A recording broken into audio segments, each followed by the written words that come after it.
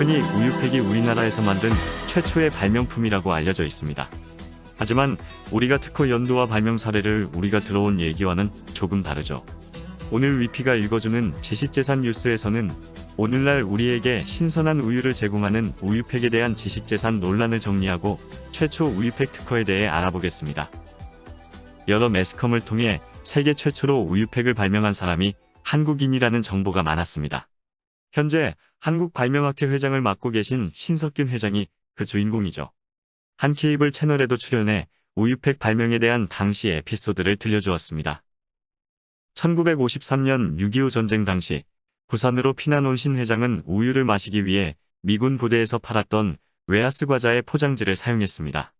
기름 먹은 종이 재질이었던 포장지를 봉지 모양으로 만들고 그 안에 액체류를 부어 담으면 액체가 스며들거나 새지 않았죠.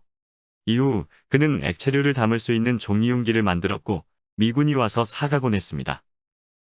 당시에는 전쟁 피난으로 인해 특허를 내거나 제품 제조가 어려운 시기였기 때문에 신 회장은 특허를 낼 수가 없었습니다.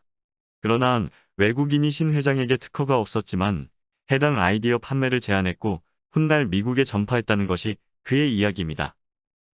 하지만 이야기의 진실을 뒷받침할 정확한 근거 자료들이 부족한 게 사실입니다.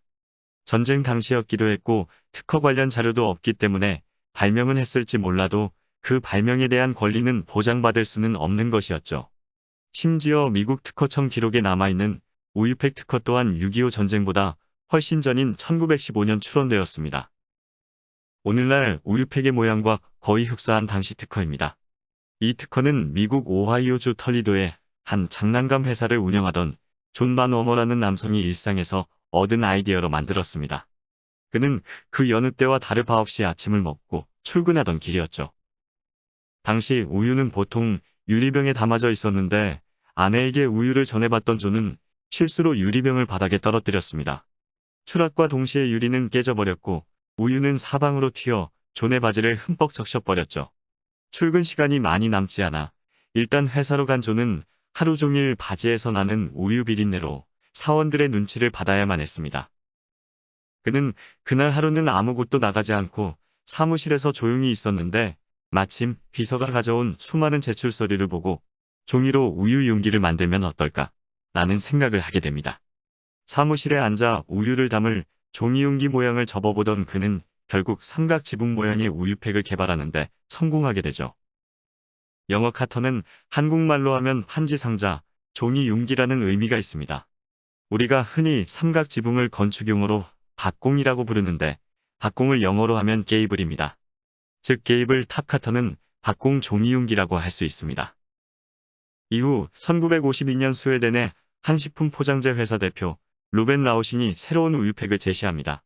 이른바 테트라 팩으로 불리는 이 용기는 숫자 4를 뜻하는 단어 테트라에서 착안하게 되었죠. 사면체 삼각뿔의 형태를 하고 있으며 종이 75%, 폴리에틸렌 20%, 알루미늄 포일 5%로 이루어져 있고 유리병보다 안전하고 유통비용도 절감할 수 있는 획기적인 용기였습니다. 1962년에는 멸균한 우유팩이 발명되면서 유통기한이 매우 길어지게 됩니다.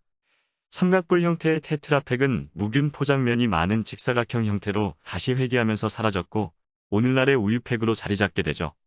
물론 현재는 플라스틱 용기가 발달해 우유팩을 일부 대체하고 있지만 플라스틱 쓰레기로 인한 환경 문제가 대두되면서 친환경 소재의 용기가 개발되고 있는 중입니다. 전쟁 이후 그가 만든 발명품 5,000여 개, 특허 및 실용신안 1,700건, 국제발명상 2회 수상으로 기네스북에도 등재된 한국의 에디슨 신석균 회장. 하지만 우유팩의 경우 발명품을 보호받기 위해 필수 목록인 특허권이 없다면 그저 발명에 그칠 수밖에 없습니다. 특허의 중요성은 이미 널리 알려져 있죠. 발명은 특허로 보호받음으로써 대량으로 생산될 수 있고 생산되어 대중에 널리 알려져 그 가치를 인정받을 수 있습니다. 전쟁과 같은 극한의 어려움에서 발명가들을 지키기 위해서는 특허를 심사하고 추론하는 정부기관의 역할이 중요하다는 것을 새삼 깨닫게 됩니다. 위피가 오늘 소개해드린 지식재산 이야기, 우유팩과 관련된 이야기 재미있으셨나요? 자세한 내용이 궁금하시면 검색창에 윗뉴스를 검색해서 재미있는 지식재산 뉴스를 만나보세요. 위피가 읽어주는 지식재산 뉴스. 여기서 마치고 다음 주에 뵙겠습니다. 고맙습니다.